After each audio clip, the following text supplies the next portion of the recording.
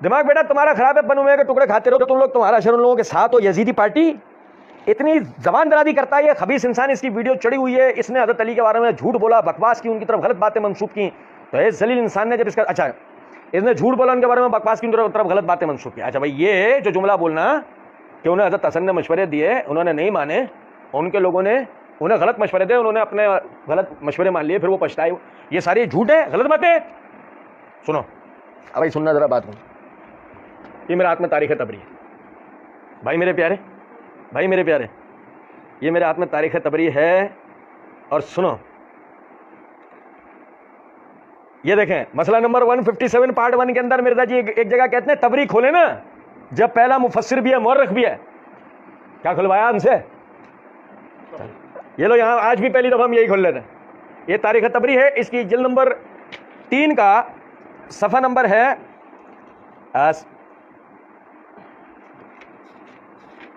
70 اور 71 اور 72 اور 73. سنیے گا ذرا بات کو نا. اچھا جی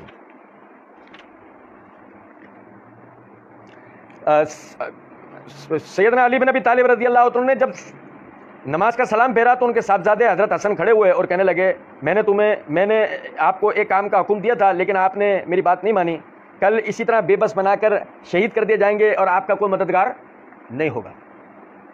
علی رضی اللہ تعالیٰ نے کہا تو ہمیشہ ہی لونڈیوں کی طرح روتا رہتا ہے، آخر وہ کیا بات تھی جس کا تو نے مجھے کہا اور میں نے اس کو نہیں مانا. حسن رضی اللہ تعالیٰ نے کہا میں نے جب عثمان رضی اللہ تعالیٰ محسور ہوئے تھے آپ کو کہا تھا کہ آپ مدینہ چھوڑ کر کہیں اور چلے جائیں آپ کی موجودگی میں، عثمان رضی اللہ تعالیٰ کا قتل ہونا آپ کے لیے بہتر نہیں ہے.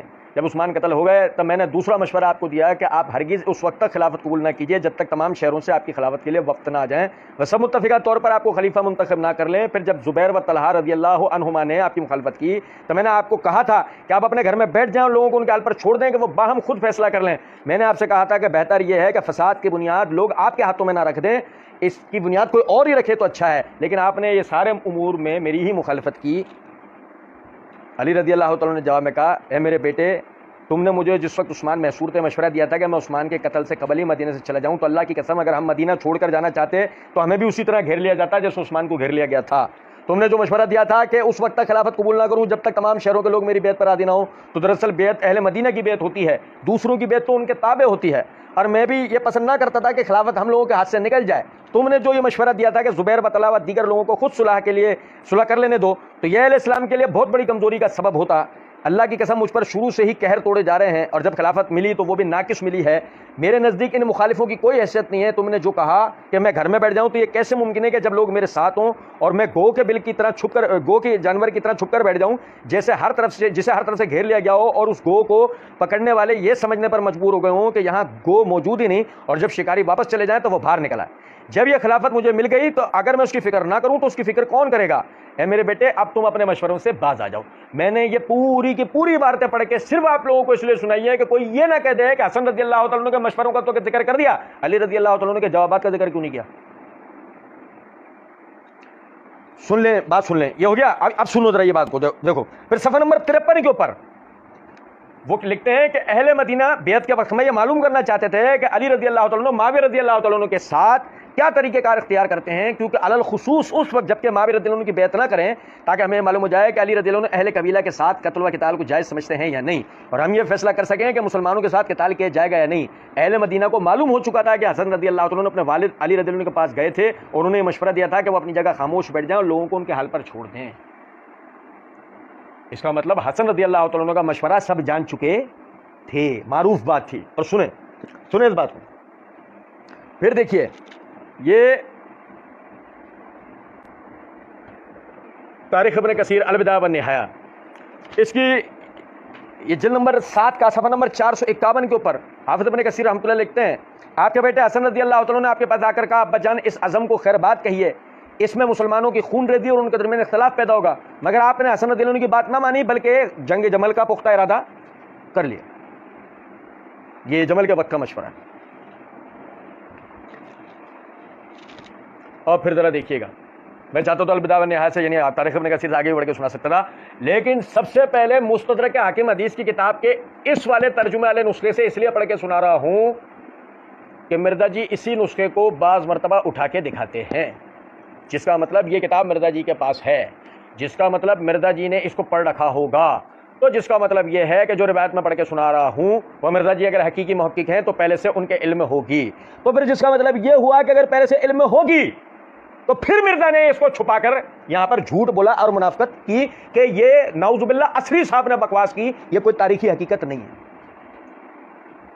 اور اگر وہی ذریت مرزائیت اپنی علمی یتیمی مسکینی کے اندر یہ کہہ بیٹھے کہ مرزا جی سے پہلے سے جانتے نہ تھے, تو ہم تو کہتے ہی ہیں کیا اندھا بہرا لنگڑا لولا امام ہے تمہارا ڈکٹیشن پہ چلنے والا جسے پتا کچھ ہوتا نہیں ہے, ڈکٹیشن لے کے جو رٹوایا گیا وہ پڑھنے بیٹھ جاتا ہے. یہ میرے ہاتھ میں مستدرک حاکم ہے, اس کی جلد نمبر 4 کا صفحہ نمبر 416 ہے. عبد الرحمن بن محمد اپنے والد سے روایت کرتے ہیں اور وہ اپنے دادا سے کہ جنگ جمل کے موقع پر میں مقتولین کو دیکھنے کے لیے نکلا تو علی رضی اللہ تعالیٰ عنہ اور حسن بن علی رضی اللہ تعالیٰ عنہ اور عمار بن یاسر رضی اللہ تعالیٰ عنہ اور محمد بن ابی بکر اور حضرت زید بن سوحان رضی اللہ تعالیٰ عنہ بھی مقتولین میں گھوم رہے تھے.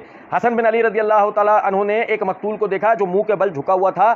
حسن رضی اللہ تعالیٰ عنہ اس کو سیدھا کیا تو ان کی چیخ نکل گئی. انہوں نے انا للہ و انا الیہ راجعون پڑھا اور کہا قریش خوش ہیں.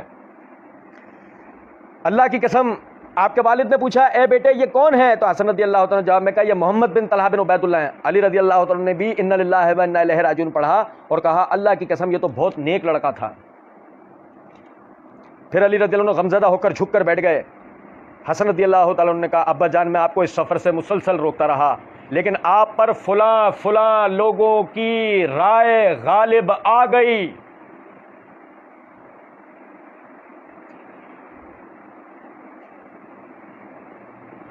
یار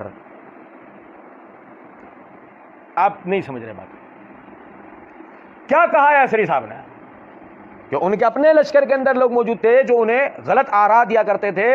علی رضی اللہ تعالیٰ نے بیٹے حسن کے آراء کو نہیں مانا, ان کی بعض آراء کو مان لیا, جس کی وجہ سے یہ کہا نا عصری صاحب نے یہ خبیث ذلیل ابلیس کی بیوہ یہ کہتا ہے کہ جی انہوں نے جھوٹ بولا, بکواس کی. تو یہ کیا ہے؟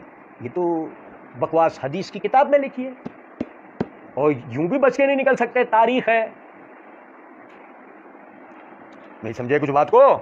حسن رضی اللہ تعالیٰ عنہ کہہ رہے ہیں کہ میں نے یا بتی قد کنت انہا کا انہاذ المسیر فغلبک علی رائیک فلان و فلان.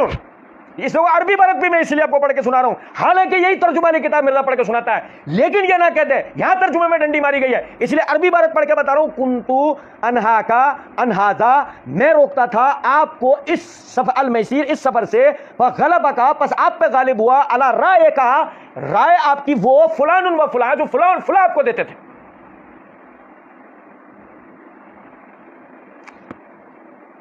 بتائیے عصری صاحب نے اپنی طرف سے کیا کہا تھا؟ یہ مرزا نے کہا نا کہ جی حضرت علی کے بارے میں جھوٹ بولا, بکواس کسی نے غلط باتیں منسوخ کی. یہ غلط باتیں نہیں ہیں, یہ تاریخ و احادیث کی کتاب میں موجود وہ حقائق ہیں کہ جن کو تسلیم کیے بغیر کوئی چارہ نہیں ہو رہا. آگے سنو, یہ سننا ذرا بات کو. چلو یہی الوداع والنہایہ تاریخ ابن کثیر کی جلد نمبر 7 کے صفحہ نمبر 471 کے اوپر علی رضی اللہ تعالیٰ عنہ 3 سندوں کے ساتھ حافظ ابن کثیر رحمۃ اللہ علیہ روایت لکھے ہیں. علی رضی اللہ عنہ اپنے بیٹے حسن سے کہتے ہیں کاش تیرا باپ آج سے 20 سال قبل ہو چکا ہوتا. عصری صاحب نے کہا پچھتاتے رہے, کیا کہہ رہے ہیں خود علی, کاش تیرا باپ آج سے 20 سال قبل فوت ہو چکا ہوتا. حسن رضی اللہ تعالیٰ نے کہا اے میرے والد میں آپ کو اس سے روکا کرتا تھا, میں آپ کو اس سے کیا کہا ہے عصری صاحب نے اپنی طرف سے, مجھے صرف یہ بتا دیں سوائے اس کے پوری ذریت جاہلوں کی ہے. کتابیں کبھی کھول کے دیکھی, پوری ذریت جاہلوں کی ہے, جنگلی جاہل ہیں اور ان کو سننے والے ان سے بڑے جاہل ہیں, یقین کریں. ورنہ اگر کتابیں کھول کے دیکھ لیں ایک لفظ عصری صاحب کا اپنی طرف سے نہیں ہے. اور آگے سنو, قیس بن عباد بیان کرتے ہیں کہ علی رضی اللہ عنہ نے جنگ جمل کے دن کہا حسن کاش تیرا باپ 20 سال قبل فوت ہو چکا ہوتا. حضرت حسن نے جواب میں آپ کو کہا میں آپ کو اس سے روکا کرتا تھا. آپ نے فرمایا میرے بیٹے مجھے معلوم نہ تھا کہ بات یہاں تک پہنچ جائے گی, مجھے معلوم نہ تھا کہ بات یہاں تک پہنچ جائے گی. آپ اندازہ کریں. اور اس کے بعد دیکھیں, کوئی کہہ دے تاریخ کی کتاب اٹھائی تھی, تاریخ کی کتاب اٹھائی تھی. یہ میرے ہاتھ میں مصنف ابن ابی شیبہ ہے, اس کی جلد نمبر 14 کا صفحہ نمبر 263 ہے, حدیث نمبر 38820 ہے. ہاں 38820. اور سنیے گا ذرا بات کو نا, میں آپ کو ایک بات بتاؤں, سنیں. مرزا جی کہتے ہیں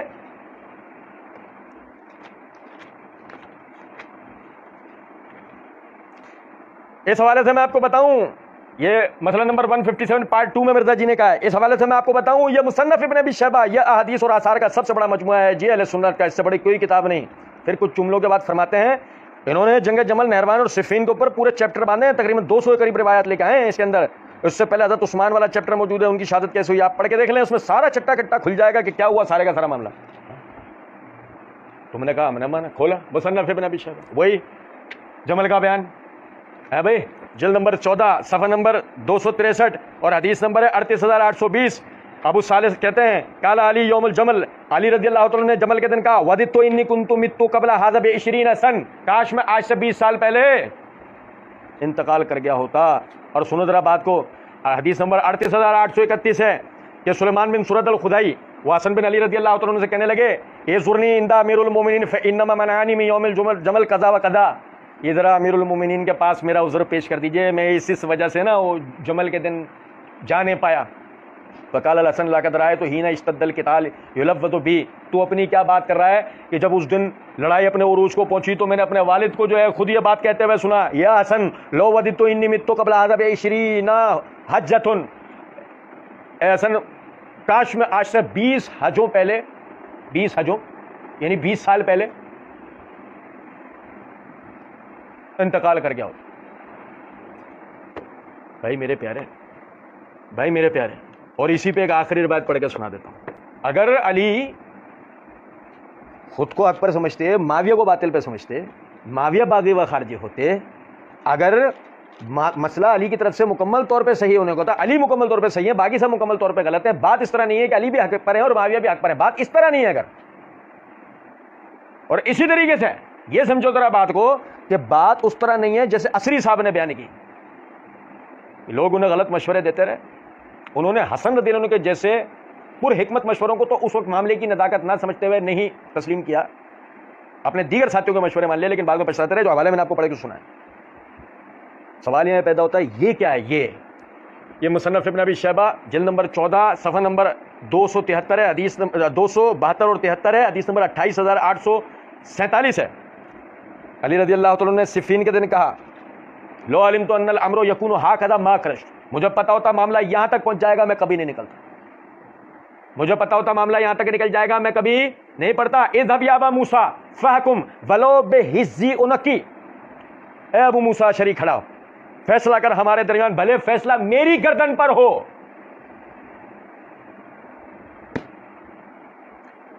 اب بھائی میرے، معاویہ اگر مکمل طور پہ غلطی پر تھا تو علی یہ کیوں کہہ رہے ہیں فیصلہ کر بھلے سے میری گردن پر ہو؟